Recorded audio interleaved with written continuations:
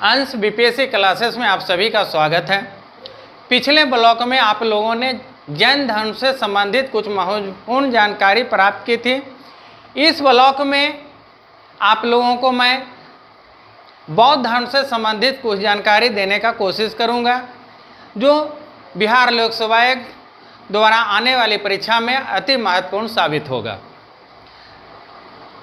6ठी शताब्दी ईस्वी पूर्व जो धार्मिक आंदोलन भारत में हुए थे, उसका प्रबलतम रूप हमें बौद्ध धर्म की शिक्षाओं और सिद्धांतों में देखने को मिलता है, जो पाली भाषा में लिखी गई त्रिपिटक में संकलित किया गया है।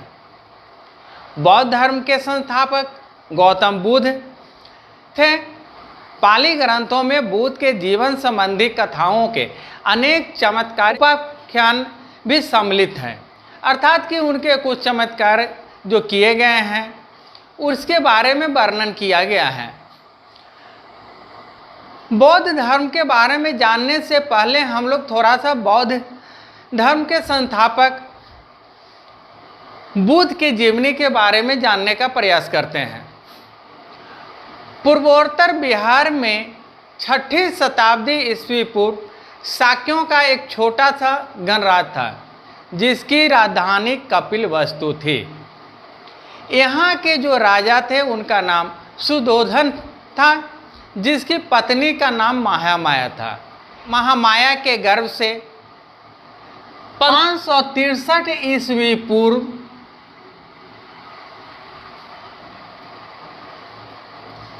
गौतम बुद्ध का जन्म हुआ, ऐसा माना जाता है।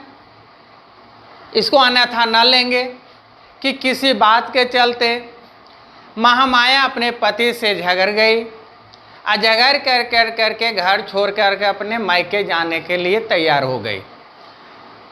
जब वो मायके निकल गई जाने के, तो उनको प्रसव पीड़ा चालू हो गया। तो कपिलवस्तु के निकट लुम्बिनी ग्राम में आम्रकुंज था, एक माने आमों का बगीचा था। वहाँ उनको बहुत ज़्यादा पेन होने लगा, यानी कि दर्द होने लगा। जब प्रसव पीड़ा बहुत ज़्यादा होने लगा, तो साथ में जो लोग थी या उनके साथ जो आदमी थे, उन्होंने उसी बगीचे में उनके लिए व्यवस्था किया कि उनका वही गर्भ से बच्चा पैदा ले। कहते हैं कि जब गौतम बुद्ध वहाँ जब जन्म लिए, तब बगल में एक सांड घूम रहा था। वह दौड़ा गया और एक तालाब था, तालाब यानी एक सरोवर थी, सरोवर से में कमल खिला हुआ था। वो कमल तोड़ करके लाया और लाने के बाद बच्चा जो बुद्ध अभी नवजात शिशु था उसके पास रख दिया। तो लोगों ने बुद्ध के जन्म का प्रतीक जो है उसको सांड और कमल निशानी दे दी, यानी कि जन्म का प्रतीक बुद्ध का है सांड और कमल। यह एग्जामिनेशन की दृष्टि से आपके लिए बहुत महत्वपूर्ण है। कल होकर करके यानी कि प्रसव के बाद में ये अपने मायके चली गई, जहाँ इनकी जो बहन थी गौतमी प्रजापति या जो रह रही थी, उन्होंने अपनी बहन को देखा और उनका सेवा करने लगी।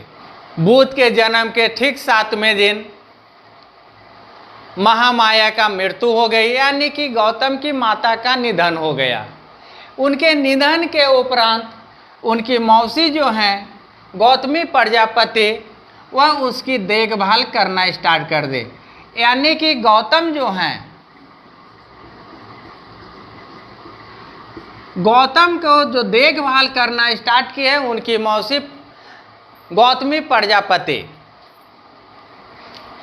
यानी बचपन इनका गौतम का अपने मौसी की गोदों में ही बीता। बालक गौतम को देखकर एक ब्राह्मण थे कालदेव, एक सन्यासी थे कौंडिन। इन दोनों ने एक भविष्यवाणी की कि यह बालक यह तो चक्रवर्ती राजा बनेगा, यह तो एक महान सन्यासी होगा। बालक का नाम रखा गया सिद्धार्थ। सिद्धार्थ जब बड़े हुए तो इनको एक क्षत्रिय राजकुमार की तरह जिन्हें जो शिक्षा दी जाती है वह देना प्रारंभ किया गया, जैसे पुस्तकीय ज्ञान, युद्ध प्रणाली, मल्ल युद्ध, अस्त्र आदि का उन्हें ज्ञान प्रदान किया गया। राजकुमार होने के कारण इन्हें हर प्रकार की सुविधा दी गई। 16 वर्ष की आयु में सिद्धार्थ का विवाह यशोधरा नामक एक कन्या से करा दिया गया। आपको देखेंगे कि यशोधरा का नाम हमें और भी देखने को मिलता है। वह नाम है गोपा, बिंबा, भद्रकच्छा।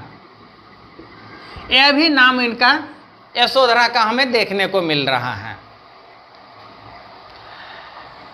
इनसे एक पुत्र उत्पन्न होता है, परंतु सिद्धार्थ का मन नहीं लगता। साथ ही साथ पुत्र की प्राप्ति के उपरांत भी यह प्रसन्न नहीं होते हैं। उनको लगता है कि यह जो पुत्र हमें प्राप्त हुए हैं यह एक मोह माया है। अर्थात हम कह सकते हैं कि पुत्र को उन्होंने मोह बंधन मानकर राहु नाम रख दिया।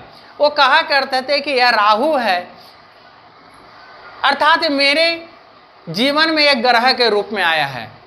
बाद में इसी राहु से उनका नाम राहुल रखा गया। बचपन से ही सिद्धार्थ चिंताशील रहा करते थे, जिसके कारण सांसारिक सुख जो था उन्हें आकर्षित नहीं कर पाया, ना ही उनको उनकी पत्नी आकर्षित कर पाई। संसार के दुख को देख कर करके वे इससे मुक्ति का उपाय ढूंढा करते थे। बौद्ध ग्रंथों में उल्लेखित जीवन संबंधी 4 दृश्य बहुत महत्वपूर्ण हैं, जिसको देख करके सिद्धार्थ के मन में वैराग्य की भावना उत्पन्न हो गई। ऐसा कहा जाता है कि सिद्धार्थ के पिता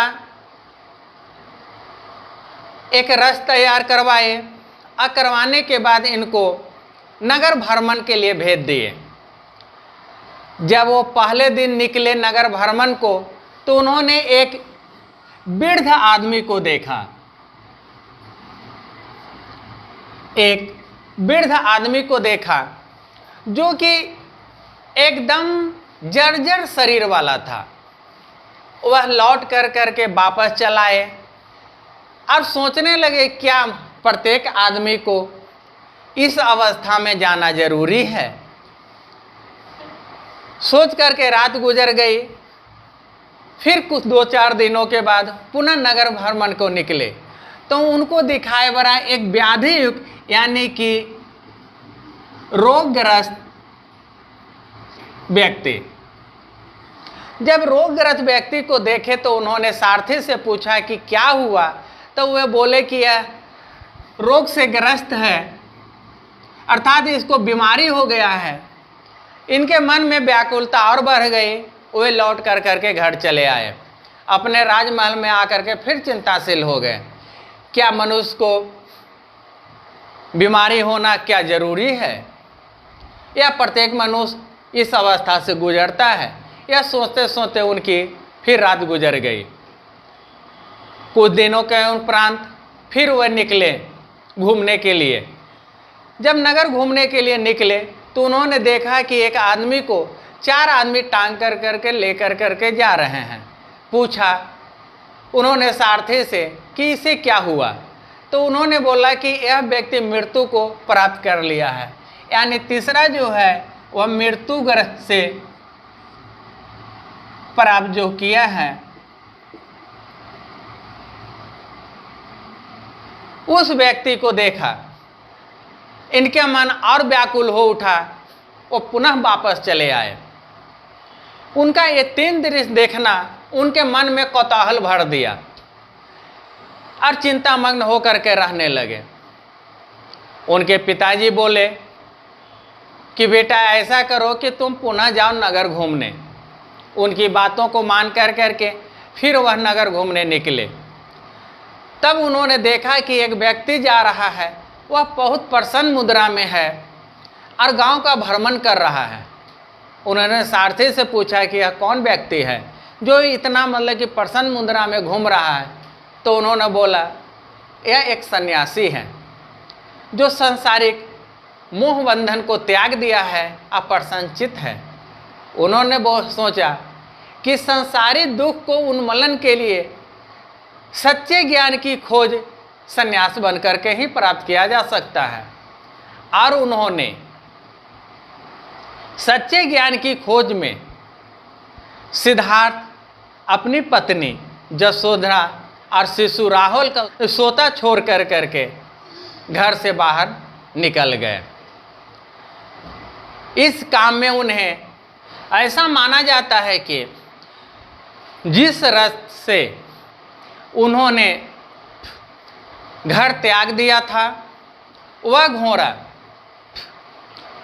इनके जाने के उपरांत मर गया। इनके वियोग में यानी कि गृह त्याग की जो बात आती है, इसका प्रतीक घोड़ा को माना गया है।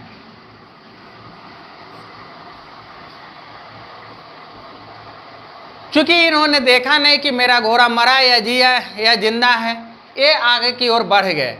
जिस समय इन्होंने घर त्यागा था उस समय इनकी आयु जो थी वह 29 साल थी। बौद्ध धर्म में जो गृह त्याग की घटना हुई है उस घटना का नाम दिया गया है महाभिनिषीकर्मन।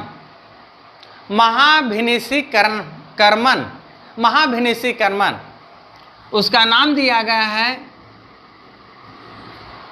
महाभिनिषीकर्मन।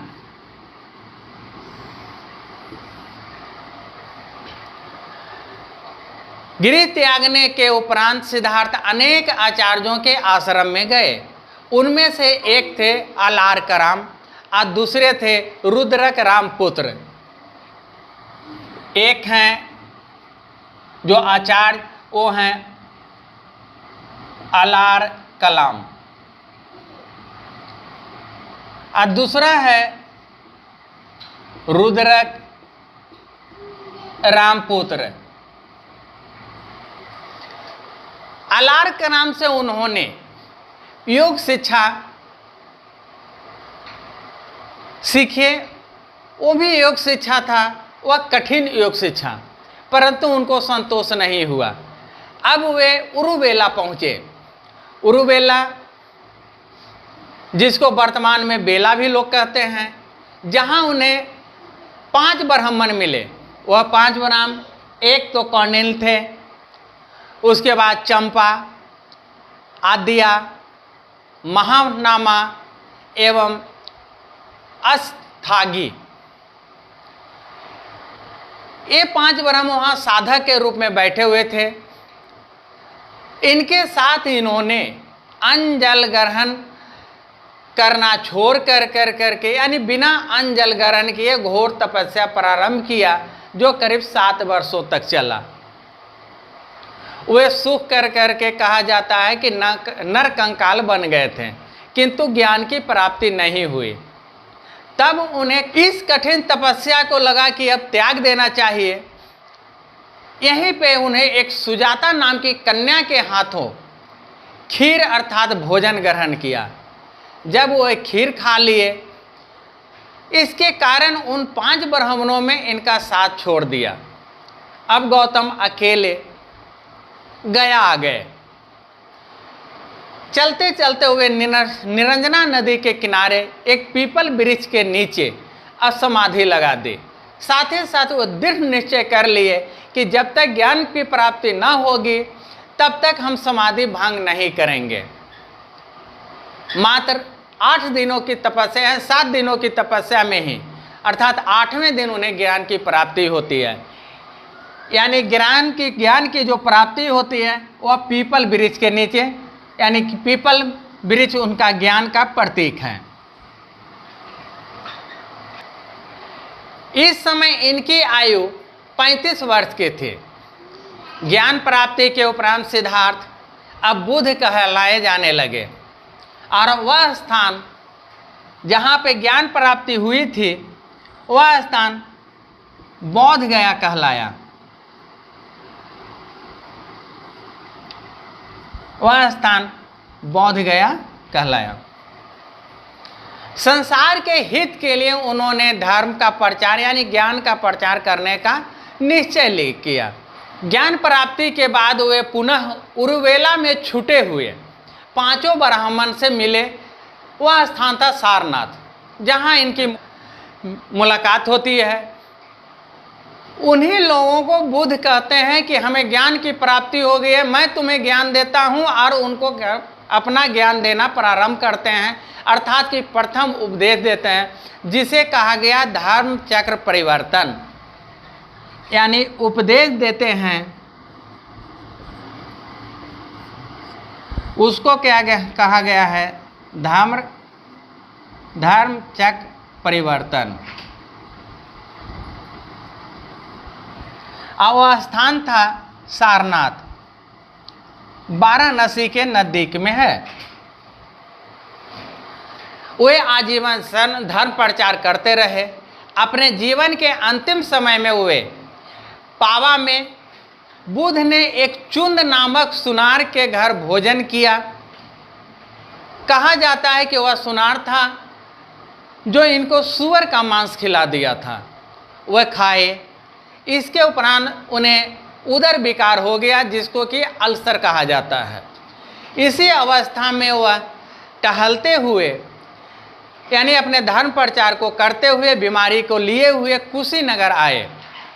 यहीं पर 80 वर्ष की आयु में 483 ईस्वी पूर्व इनकी मृत्यु हो गई।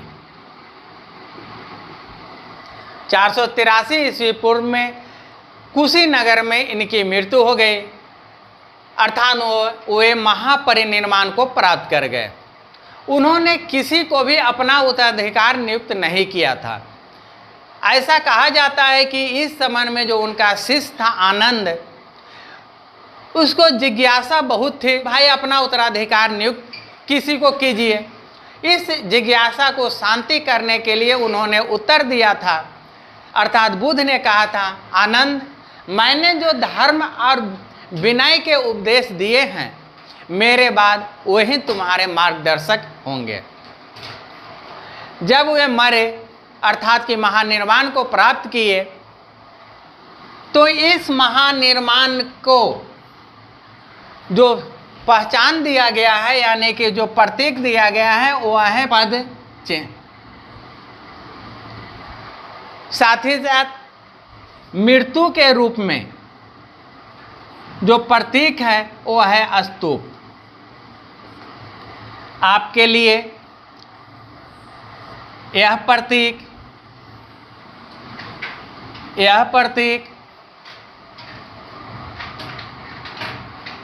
जो गुरु हैं अल्लाह कलाम, दूसरा रुद्रक, यह मृत्यु का तिथि, जन्म की तिथि, यह जो प्रतीक है, अर्थात कि यह जो बोर्ड पे है, आप इसका स्क्रीनशॉट भी लेकर करके रख सकते हैं। यह आपके परीक्षा के दृष्टि से अति महत्वपूर्ण है, क्योंकि विगत प्रश्नों को देखते हैं, चाहे तो बीपीएससी हो या रेलवे हो या एसएससी हो, उनकी मृत्यु के बारे में, जन्म के बारे में, जन्म का प्रतीक के बारे में, गृह त्याग के बारे में, ज्ञान प्राप्ति के बारे में, ये सबों से कभी न कभी क्वेश्चन पूछा ही है। उनके गुरु के बारे में कि उनके प्रथम गुरु कौन थे, दूसरे गुरु के बारे में अभी तक नहीं पूछा है, लेकिन संभावना हो सकता है कि आप पूछ बैठे। काहे कि प्रथम गुरु के बारे में प्रत्येक लोग याद कर लिए, तो जरा दूसरे गुरु को भी पूछा जाए, इसलिए मैंने रुद्रक रामपुत्र का नाम ले लिया है।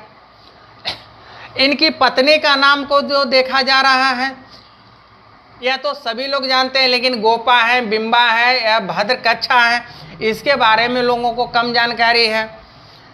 उपदेश जो दिए हैं, यानी कहने का अर्थ है कि जहाँ पर इन्होंने उपदेश दिया, वहाँ उस जगह को उन्होंने सारनाथ था, और वहाँ पर जो कार्यक्रम चालू हुआ उसे कहा गया धर्म चक्र परिवर्तन।